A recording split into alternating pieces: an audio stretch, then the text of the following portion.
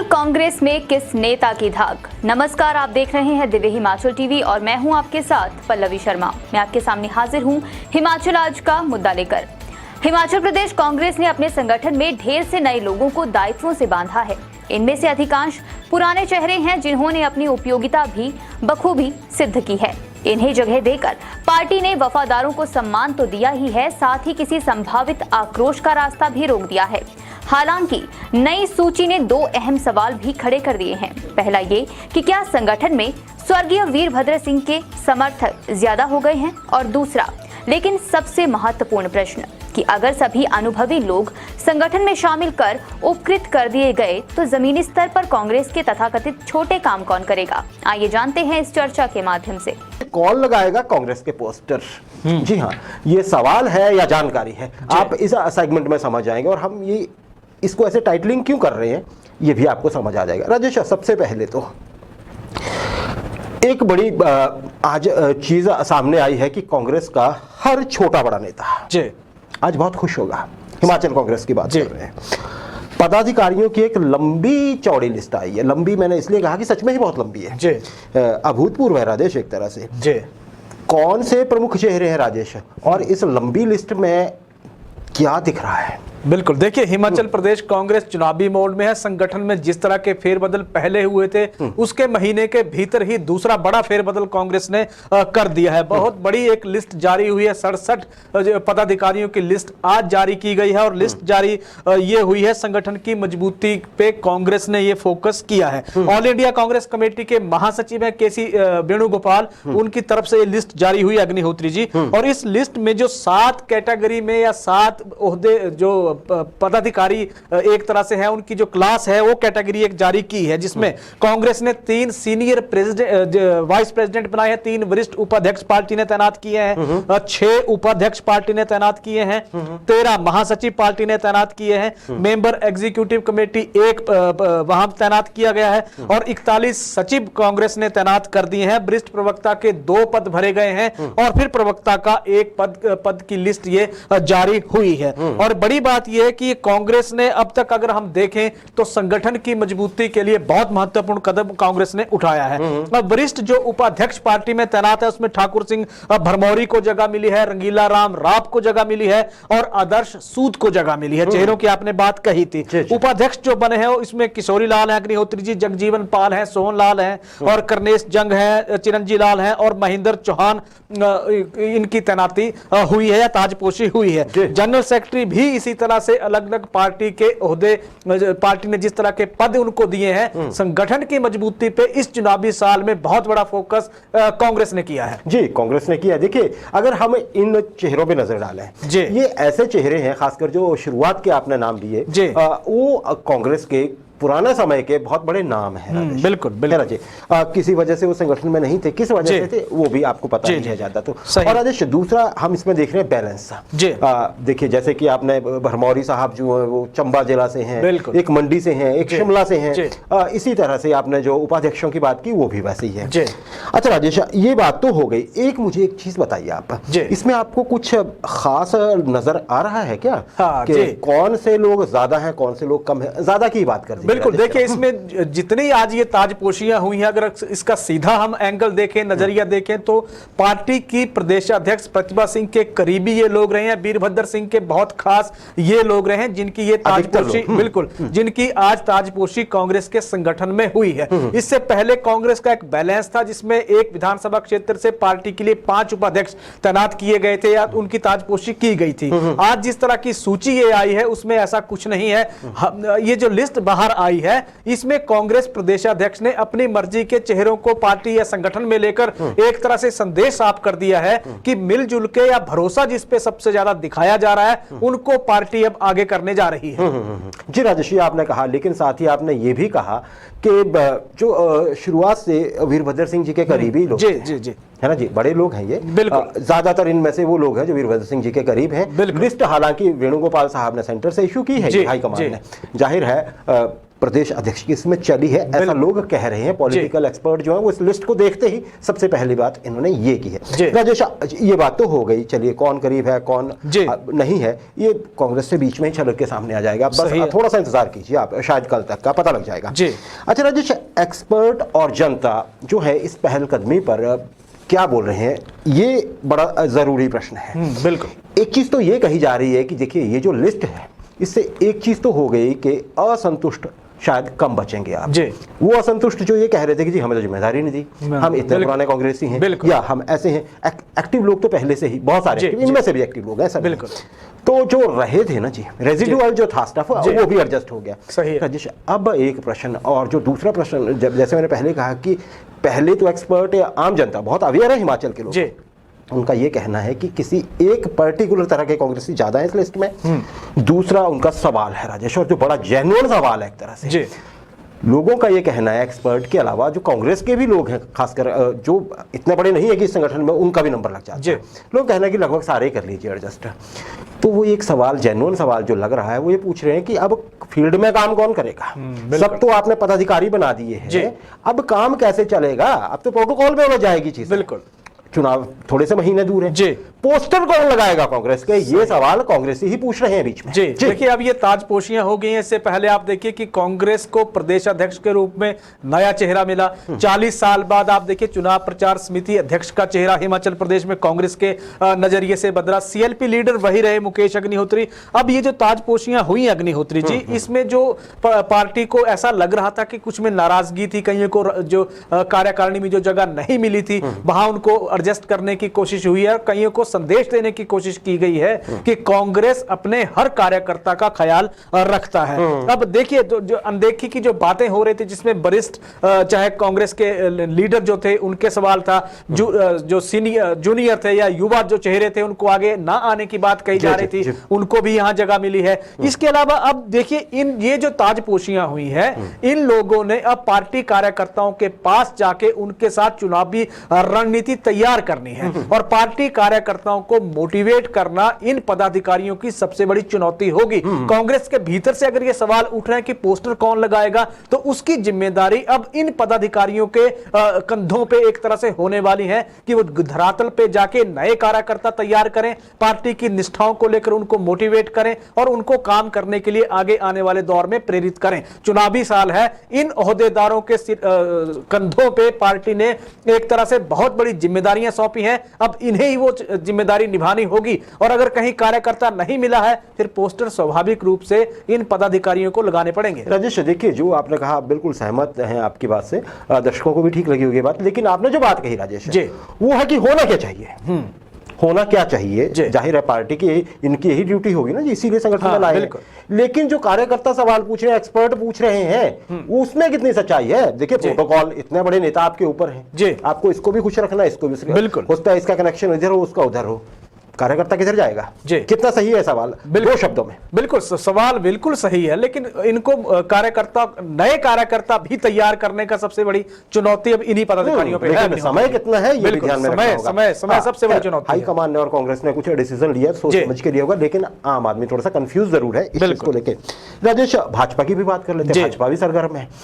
भाजपा का अपना कुछ, देखिए पार में होने के कुछ साइड इफेक्ट भी होते हैं। एक साइड इफेक्ट ये है कि भाजपा को ये कहना पड़ा है अपने विधायकों को और पूर्व प्रत्याशियों को, पूर्व प्रत्याशी जो चुनाव हार गए थे, कि महाराज आप कुछ भी करिए लेकिन शिमला मत आइए, और खासकर शिमला इसलिए मत आइए कि ट्रांसफर करवानी है, फील्ड में काम करिए, इलेक्शन सिर पे है। क्या जानकारी आपके? बिल्कुल सही है। देखिए भाजपा भी जुट गई है और हमीरपुर में 2 दिन समारोह के बहाने जिस तरह का आयोजन हुआ, वहां से प्रेम कुमार धूमल को पार्टी ने साधने की भी कोशिश की अग्निहोत्री जी। रूठों को मनाने के लिए पार्टी के प्रदेश प्रभारी देखिए घर घर जाकर दस्तक दे रहे हैं, तो भाजपा भी जुटी हुई है। जहां तक विधायकों की बात है, तो भारतीय जनता पार्टी ने सभी अपने विधायकों के लिए शिमला एक तरह से बैन कर दिया है। शिमला ना आने को उनको कहा गया, और उनमें वो लोग शामिल हैं जिन्होंने 2017 का चुनाव लड़ा और जिन्होंने चाहे जीते चाहे हारे, और दूसरी चीज जिन्होंने उपचुनाव, अभी जो ये उपचुनाव हुए थे, ये उपचुनाव जिन्होंने लड़ा, उनको भी ये समान प्रभाव से आदेश उनके लिए सीटें भी पार्टी ने लागू कर दी हैं। और इन 2 कहा कि आप अपने विधानसभा क्षेत्रों में रहिए, वहां पर जनसंपर्क अभियान शुरू कर दीजिए, क्योंकि मिशन रिपीट भाजपा जिसमें मिशन रिपीट के लिए जा रही है उसकी सबसे बड़ी ताकत इन्हीं विधानसभा क्षेत्रों से निकलेगी। पार्टी के जितने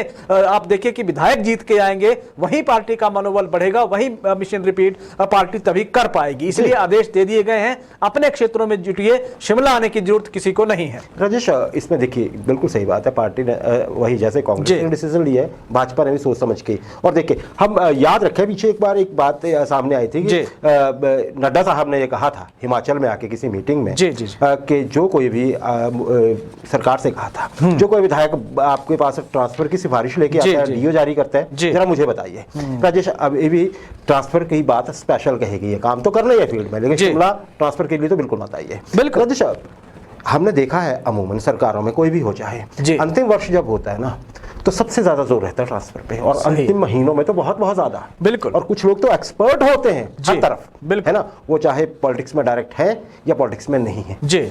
बदलियां अब बदली करवाने के कई तरह के मायने होते हैं जी, है ना जी, उनमें तो बेचैनी झलक रही है अब इस निर्णय से। बिल्कुल, क्या इनपुट है? बिल्कुल सही है। देखिए अभी जो पार्टी की तरफ से संगठन महामंत्री की तरफ से आदेश निकला है, इस आदेश की पृष्ठभूमि जो नगरोटा बगुआ कांगड़ा में जो रोड शो हुआ था राष्ट्रीय अध्यक्ष जगत प्रकाश नड्डा का, वहीं से लिख दी गई थी, जो आपने जैसा कि आपने भी इसका जिक्र किया।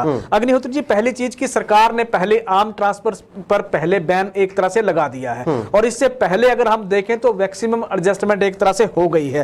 और अगर जहां तक नाराजगी की आपने बात की, नाराजगी ऐसा नहीं, सिर्फ विधायकों को शिमला जाने में एक तरह से उन पे रोक लगाई है कि आप अपने चुनाव क्षेत्र में जुट जाइए, उनके डीओ पे रोक नहीं है। और सरकार ने जो आदेश लगाया है, जो ट्रांसफर पर बैन लगाया है, उसमें भी एक प्रावधान कर रखा है कि मुख्यमंत्री की जो अनुशंसा पर जो ट्रांसफर या तबादले हो जाएंगे, विधायक शिमला नहीं जाएंगे, डीओ उनका शिमला जाएगा, तो वहां से जितने भी जेन्युइन जो केस होगा वो तो चलता रहेगा, उसकी समस्या का समाधान हो जाएगा। बड़ी बात यह है कि मिशन रिपीट को लेकर पार्टी की जो गंभीरता है, वो गंभीरता इन आदेशों में नजर आ रही है कि आप शिमला जाके बिना मतलब के चक्कर से बचिए, अपने विधानसभा में रह के वोटर्स की नब्ज टटोलिए, उसके जितने काम रुके हैं उनको करिए, आपने जो परियोजनाएं शुरू की हैं उन परियोजनाओं का आकलन कीजिए, उन परियोजनाओं का विश्लेषण कीजिए, ज्यादा से ज्यादा पब्लिक से जुड़ेंगे, उतने ही वोट पार्टी के लिए बरसेंगे। इन आदेशों का मतलब यही है। जी राजेश, आपने वही कहा जो भाजपा का पक्ष है जी, लेकिन आप हम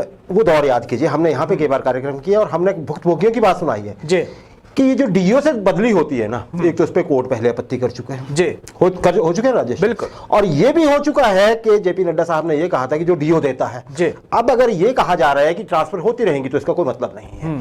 फिर ये मतलब वही है कि ट्रांसफर जरूरत के अनुसार और जेन्युइन कितनी होती है हम सब जानते हैं जी, किसी को इसमें दुराज पाप की बात नहीं है। म्यूचुअल कैसे चलती है जी, है ना, कंडोन डिस्टेंस और क्या बोलते हैं आपका स्टे कैसे किया जाता है, डीओ की परमानेंट लाइन हर हिमाचली जानता है ना राजेश, बिल्कुल डीओ में क्या लाइन लिखी होती है, यही है स्टे एंड डिस्टेंस में भी कंडोन्ड, यही होता है ना राजेश।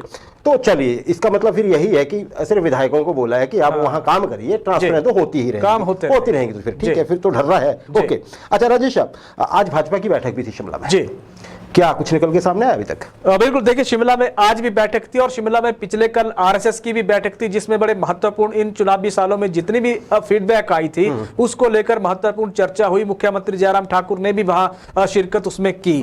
आज भाजपा के जो कार्यालय है वहां चक्कर में दीप कमल, वहां पे बीजेपी के संगठन की बैठक हुई। प्रधानमंत्री नरेंद्र मोदी का बड़ा महत्वपूर्ण दौरा हिमाचल का होने वाला, उसमें संगठन के जितने भी पदाधिकारियों हैं उनके साथ चर्चा हुई, और इसमें देखिए आयोजन पर चर्चा हुई, कमेटियों को लेकर चर्चा हुई, और बड़े बात यह अग्निहोत्री जी, कार्यक्रम को लेकर जो रूपरेखा एक है उसको लेकर भी बड़ी महत्वपूर्ण चर्चा आज हुई है। जी बिल्कुल, चर्चा हुई है। इसमें कुछ अपडेट आएगी तो हम आपको 9 बजे वाले बुलेटिन में जो राजेश मल्होत्रा लेकर आएंगे उसमें शायद हम आपको देंगे। अच्छा राजेश, राजेंद्र राणा साहब जी, चर्चित विधायक, बहुचर्चित विधायक सुजानपुर के, सही है, और साथ में ही कार्यकारी अध्यक्ष हिमाचल प्रदेश कांग्रेस के। काफी दिनों बाद उनकी एक पब्लिक स्टेटमेंट, गहरी स्टेटमेंट सामने आई है। बिल्कुल। अरे एक इससे पहले मैं उनकी स्टेटमेंट की तरफ आपको लाऊं, एक बड़ी अच्छी चीज देखेंगे। अच्छी चीज इसलिए कि सियासत में समझने वाली बात है, नजर आ रही है वैसे साफ, थोड़ा सा हम कोरिलेट कर देते हैं। 19 मई को सुखविंदर सिंह सुक्खू ने भाजपा पे निशाना साधा प्रेम कुमार धूमल जी का नाम लेके। बिल्कुल। राजेंद्र राणा साहब ने भी जी कांग्रेस के कार्यकारी अध्यक्ष हिमाचल प्रदेश के, बिल्कुल, किसके बयान का समर्थन किया? शांता कुमार साहब का। शांता कुमार साहब का परिचय ना जरूरी है ना राजेंद्र राणा का जरूरी है वैसे भी। उन्होंने सोलन की एक यूनिवर्सिटी की फर्जी डिग्रियों की जांच पे सवाल उठाए हैं। साथ ही साथ उन्होंने सवाल उठाए हैं किसी और बाकी भ्रष्टाचार को लेकर। राजेश, यहाँ पे इससे पहले कि मैं आपसे ये पूछूं कि राजेंद्र राणा साहब ने क्या कहा और मामला क्या और इशारा किस तरफ है, सबसे बड़ी बात तो इशारे की है उसमें। अच्छा, बड़ी बात क्या है कि शांता कुमार साहब ने भी ये चीज बड़े जोर शोर से उठाई है फर्जी डिग्रियों की। सच में ही हिमाचल की छवि खराब हुई है, लेकिन कुछ लोग सवाल पूछ रहे हैं कि शांता कुमार जी ने पुलिस भर्ती में जो अभी कुछ हुआ है ना, उस पर कोई बड़ा बयान नहीं दिया है। वैसे तो आहत होते हैं शांता कुमार जी वर्तमान परिदृश्य देखकर राजनीति का और खुल के अपनी बात रखते हैं, लेकिन पुलिस भर्ती पे अभी उन्होंने कुछ कहा नहीं है ज्यादा। क्या कहेंगे आप राजेंद्र राणा और शांता कुमार जी को? बिल्कुल, देखिए, राजेंद्र राणा ने शांता कुमार को एक तरह से शांता कुमार के बयान का समर्थन किया कि उन्होंने भाजपा में जिस तरह के भ्रष्टाचार, चाहे वो सोलन का जो डिग्री कांड जो सामने आया था उसको लेकर उन्होंने आरोप लगाया कि शांता कुमार जिस पार्टी से जुड़े हुए रहे, भाजपा के वरिष्ठतम नेता हैं शांता कुमार, उन्होंने अगर कहा है तो प्रदेश में फिर भ्रष्टाचार को आप देखिए कि किस तरह पे भ्रष्टाचार फैला हुआ है इस वर्तमान सरकार में। एक चीज तो वो, दूसरी बड़ी महत्वपूर्ण चीज ये है अग्निहोत्री, चाहे जिसमें राजेंद्र राणा की बात हो, चाहे जिसमें चुनाव प्रचार समिति कांग्रेस के सुखविंदर सिंह सुक्खू की बात हो, दोनों नेताओं ने, कांग्रेस के दोनों नेताओं ने प्रदेश की भारतीय जनता पार्टी के दो पूर्व मुख्यमंत्रियों को वर्तमान सरकार के खिलाफ हथियार बनाया है। अगर हम सुक्खू की बात करें तो उन्होंने कहा कि धूमल की अनदेखी हो रही है, शांता कुमार बेबाकी के लिए जाना जाते, उन्होंने भ्रष्टाचार को लेकर इस सरकार पे जिस तरह के आरोप लगाए हैं, गंभीर मसला दोनों है। और इसके बाद अगर हम बात करें तो उन्होंने, आपने कहा कि इसमें उन्होंने पुलिस भर्ती पे कुछ नहीं किया, बिल्कुल ठीक है।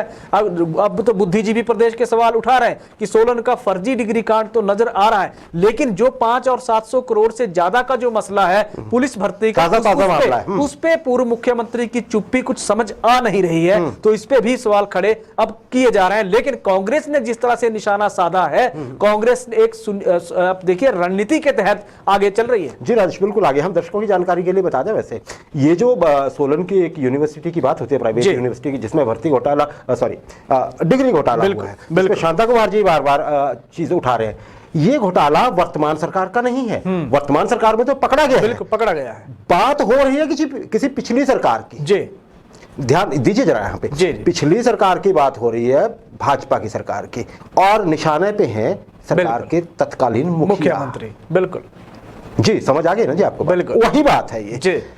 एक्चुअली चीजें वहां है, इसलिए ये भी पूछा जा रहा है कि पुलिस भर्ती पे शांता कुमार जी क्यों नहीं बोल रहे हैं। चलिए, हो सकता है वो बोले, कुछ देख रहे हो, क्योंकि प्रबुद्ध नेता है, सोच समझ के बोलते हैं, जब भी बोलेंगे हम बताएंगे आपको।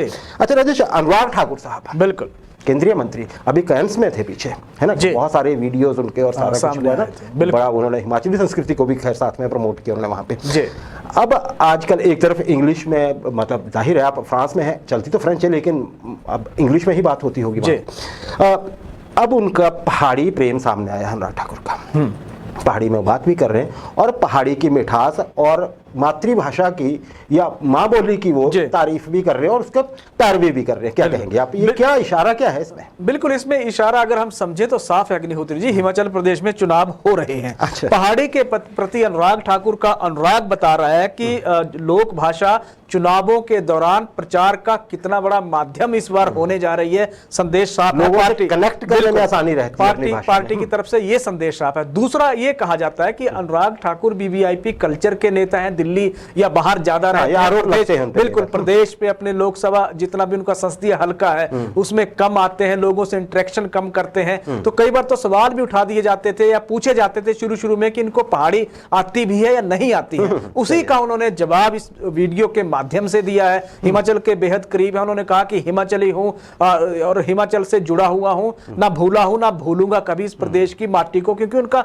कर्म क्षेत्र भी ये रहा है। और इसी तरह इसीलिए ये संदेश दिया है कि अब आने वाले दिनों में पहाड़ी मैक्सिमम गूंजेगी राष्ट्रीय पटल पर इन चुनावी दौर में। हाँ, और संदेश दे दिए और आपने बात भी कह दी कि चुनाव आ रहा है। वैसे अनुराग ठाकुर का एक और वीडियो आया था, पिछले 2-3 वीडियो आए थे। एक वो बनी के किसी व्यक्ति के साथ, बुजुर्ग थे, पहाड़ी में बात कर रहे थे, और एक उनका पीछे आया था जब उनके कोई दिव्यांग मित्र थे, उनसे मिलने नहीं आ सकते थे, मिलना चाहते थे, तो अनुराग ठाकुर खुद उनके पास गए थे और पहाड़ी में बात की थी। हाँ, बात ये है कि जाहिर है अब चुनावी वक्त है तो बात चुनावों से तो जुड़ेगी ही, मतलब इतना तो पता है खैर कि अनुराग ठाकुर पहाड़ी बोल लेते हैं। बिल्कुल। खैर राजेश, ये हो गई हमारी आज की राजनीतिक चर्चा।